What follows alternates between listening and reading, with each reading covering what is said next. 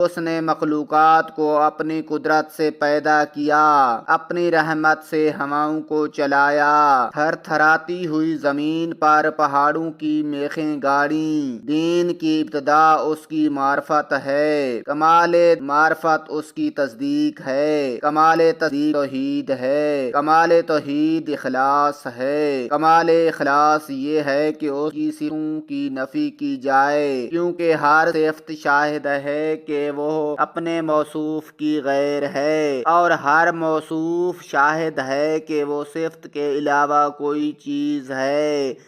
लिहाजा जिसने ज़ात इलाही के अलावा सिफ़ात मानी, उसने ज़ात का दूसरा साथी मान लिया, और जिसने उसकी ज़ात का दूसरा साथी माना, उसने दुई पैदा की। जिसने दुई पैदा की, उसने उसके लिए जुज़ बना डाला।